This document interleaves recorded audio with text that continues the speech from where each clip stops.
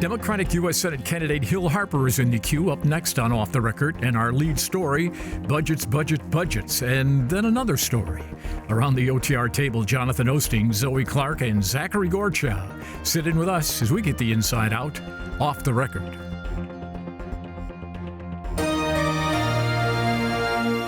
Production of Off the Record is made possible in part by Martin Waymeyer, a full-service strategic communications agency, partnering with clients through public relations, digital marketing, and public policy engagement. Learn more at martinwaymeyer.com. And now, this edition of Off the Record with Tim Skubic. Thank you very much. Welcome back to Studio C on this Friday morning. Busy news week. Let's do budget first, Ms. Clark. They have targets except for K through 12. What's going on? Yeah, well, this is what we're all trying to figure out is what's going on. And is it going to get done by July 1? That's a good question, wasn't it? Exactly. Look, there are a lot of moving parts right now because we've got, as we've been talking about, this economic development sort of hanging over all of it. We've got the MIPSERS funding hanging all of it. This is the teacher retirement. The governor wants to... The governor wants to move some money over to be able to see some of her priorities. And as we've talked also a lot about is the fact that Dems just don't have a large enough majority. And they have some members who just aren't ready to rubber stamp some of these issues. My lips, they are all over the lot, right? As a caucus is, known to do, but because it's such a small majority, one vote, it's an issue. So, Zachary, what do you think? Well, there's an old saying when it comes to the budget. Until there's an agreement on everything, there's not an agreement on anything.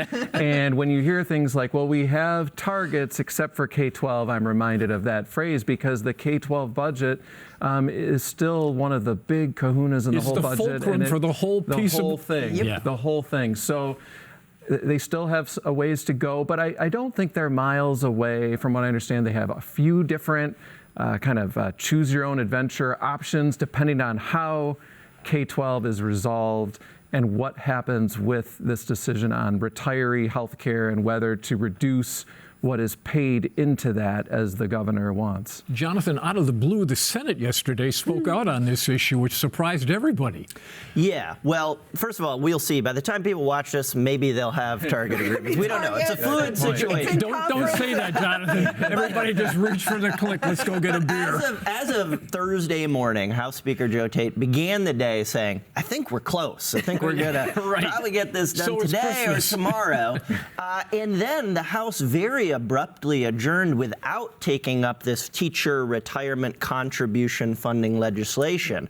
The Senate, it's my understanding, they then decided to act simply to keep the issue alive. There's a sort of esoteric procedural rule that a bill has to exist at least 5 days in each chamber, a second chamber, before it can be voted on. So the Senate moved the bill with the understanding that it will probably be changed again during negotiations. They call it a shell bill. Yeah. This one actually did have a policy put into it. It wasn't completely a shell, but it's probably not going to be the final policy. But they basically kept the debate alive for next week. Can I just talk about, too, as Jonathan and Zach have both alluded to, I just am really loving all the statements from Joe Tate. Like, it's just been so optimistic day after day. Like, we're having fun doing it. This is an exciting time. Read his lips.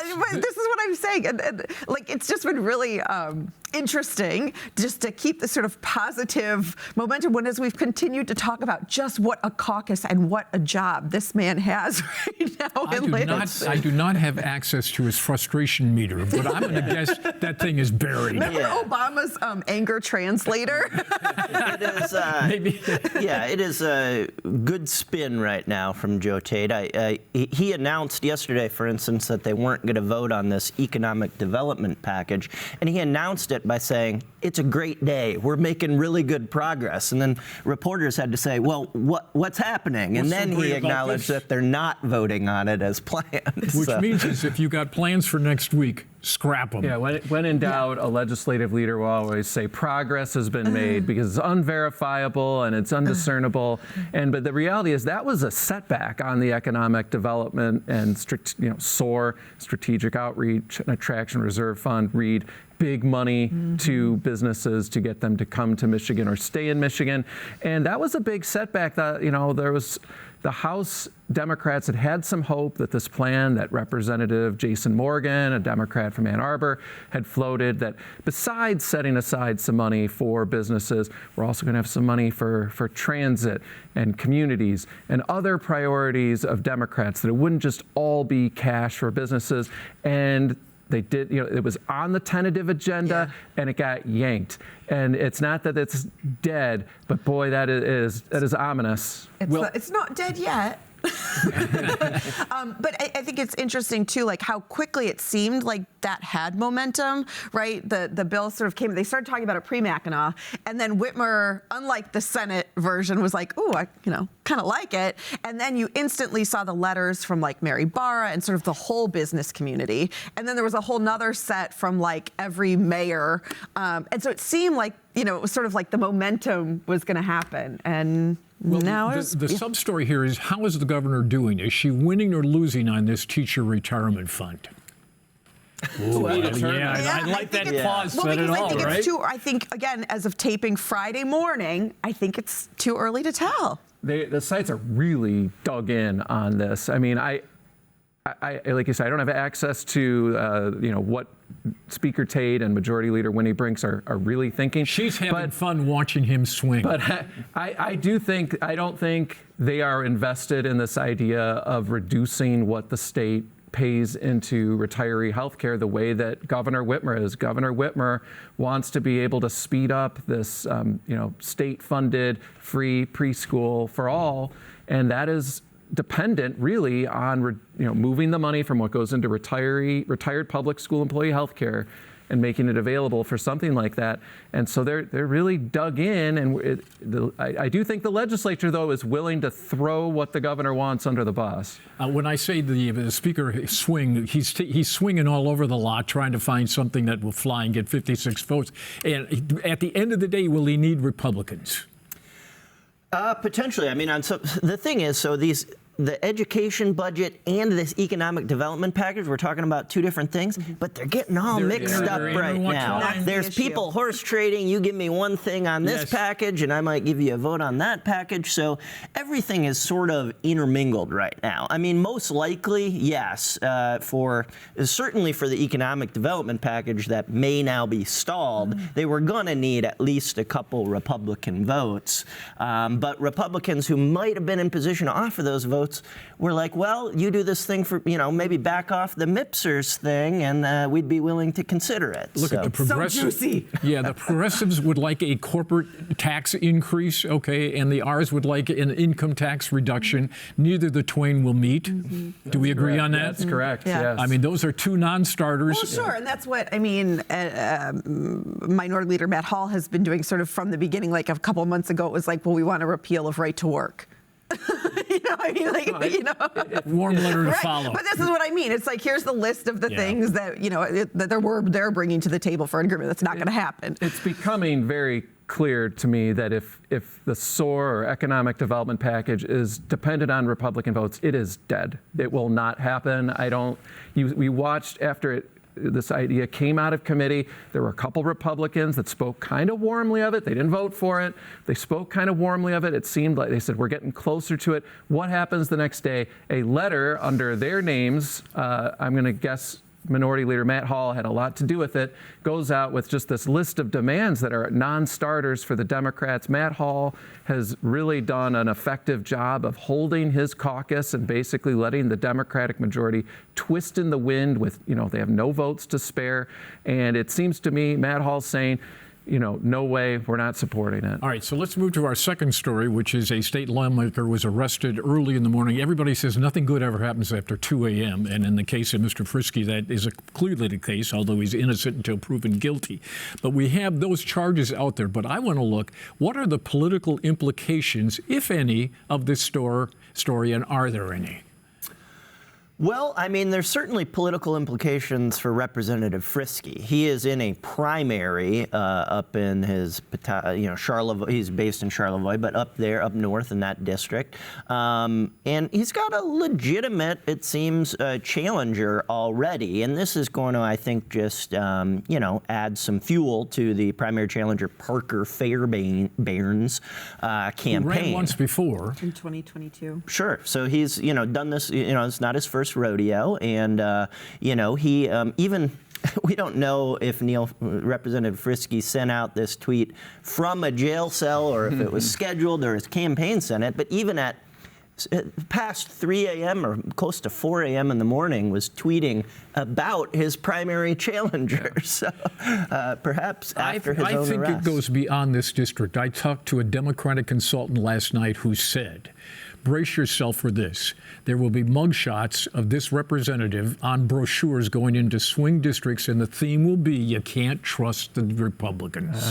You're not they buying can say that. I don't think it'll happen. You're not buying that at all. That's been talked about. People vote on the choice in front of them, not some state representative from up north. All they got to do is pick off one or two, Z.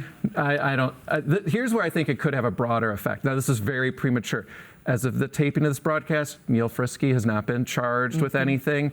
The police have put out some information indicating what might have happened, and there's a lot of felony level offense. But again, the Ingham County prosecutor's not brought charges. But let's just suppose he does get charged, he does get convicted, and he has to resign.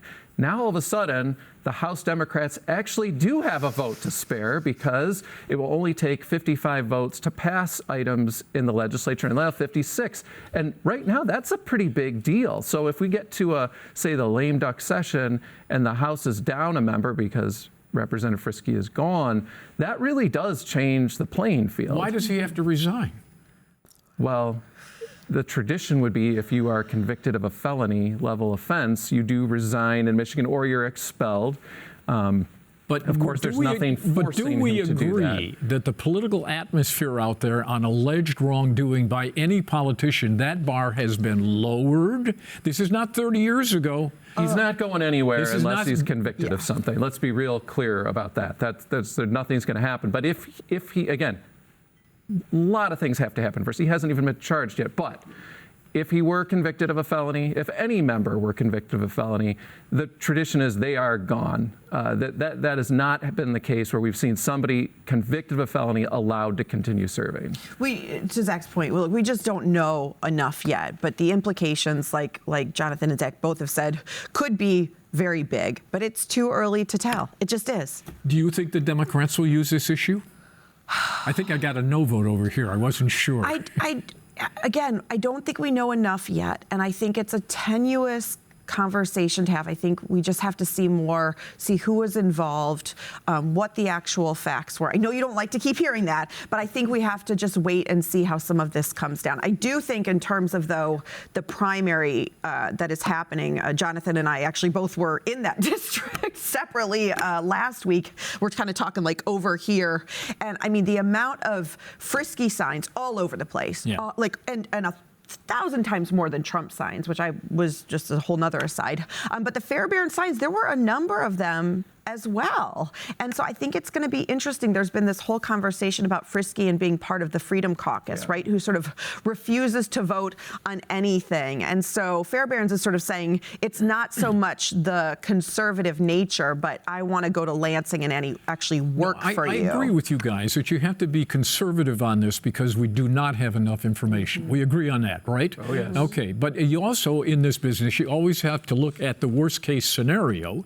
Okay, you had a gun involved, allegedly. You had a woman who was at a local bar, okay, a dancing bar, do we say? Who knows why are you smiling? There are other issues here as well. Well, yeah, broken record, but again, we don't know all the details. We might learn some very soon, maybe even by the time people see this episode. But, to your earlier point, Tim, about this being different times. I mean, I think the response we saw from the Frisky campaign was very indicative of where politics are in 2024. They put out a statement suggesting, saying we don't know a whole lot, but yes, Neil Frisky is known to exercise his Second Amendment rights, and then launched into a litany of conspiracy theories about the timing of this. That's what the media knew first, right? No effort to say this is a serious issue. We're taking it seriously. Nothing remotely resembling any acknowledgement of, saying their apology or anything. Sort of doubling down over the gun that he, practices his Second Amendment rights. Well, as Governor Granholm used to say, stay tuned. Stay tuned. Stay tuned for this. We have Hill Harper on the other end of the line here. Mr. Harper, good morning and welcome to Off the Record. Great to see you. Good morning. Thanks for doing the program. Let's cut to the chase. The mainstream media has anointed your opponent as the frontrunner. Present your argument for us to tell us that story is just dead wrong.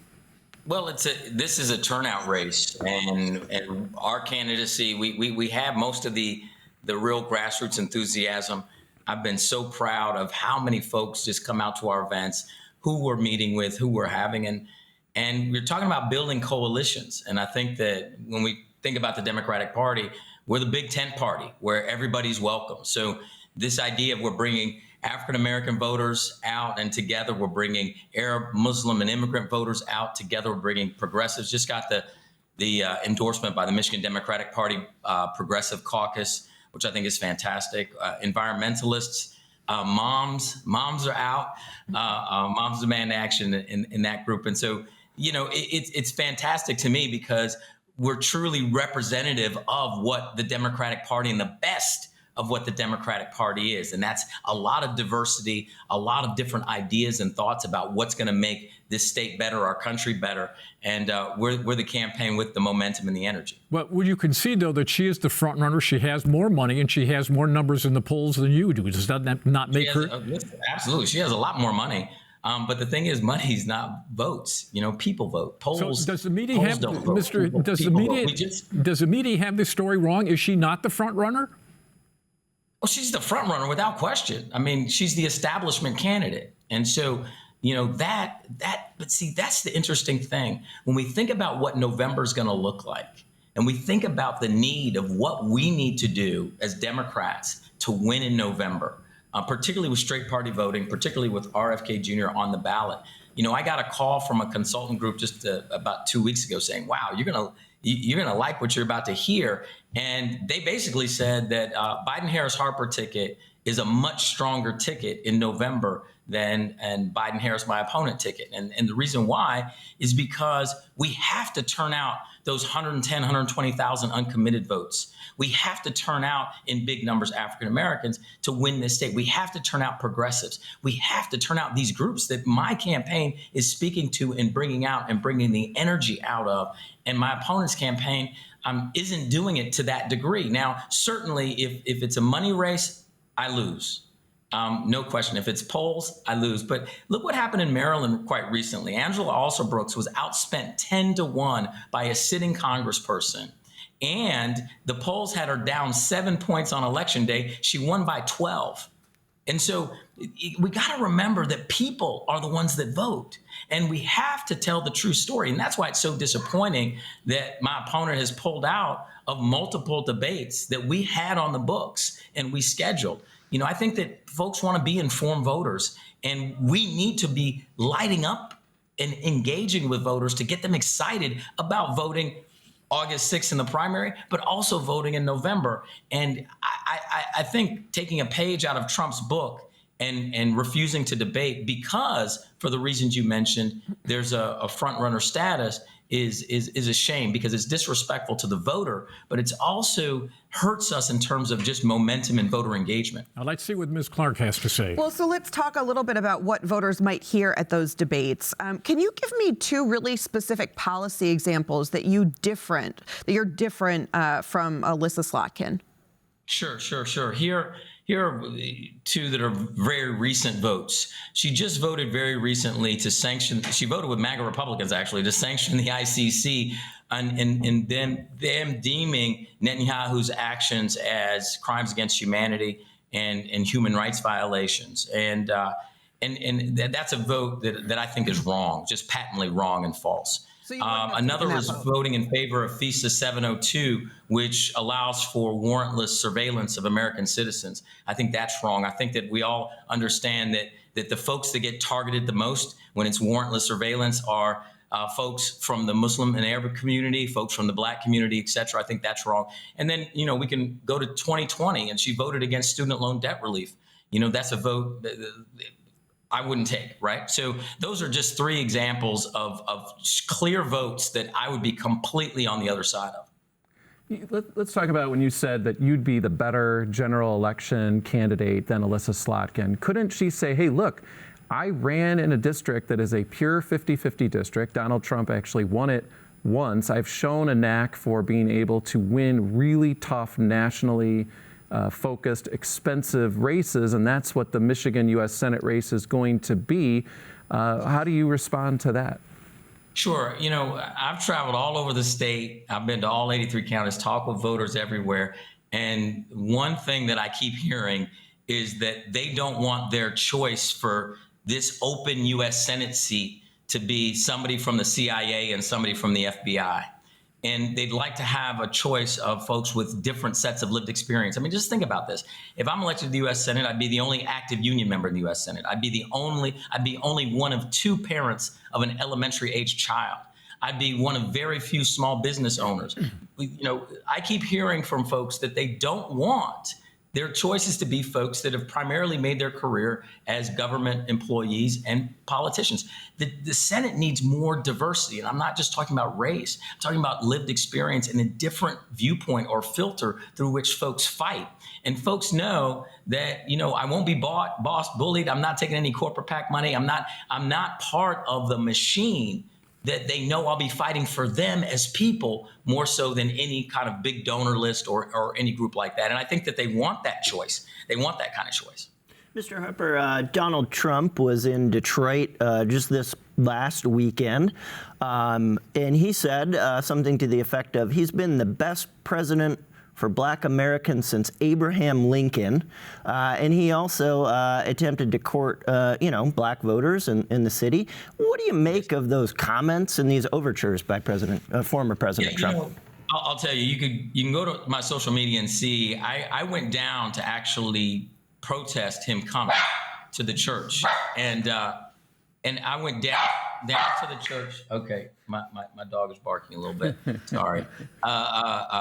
Went down to the church to protest. And I thought, and watch this, I thought that there would be a whole lot more people there, a whole lot of Democrats there to protest, because the fact that less than 3.5 years ago, around 3.5, he had the audacity to try to disenfranchise and literally said that we were scamming 200,000 voters. And now he comes back to ask for those same votes.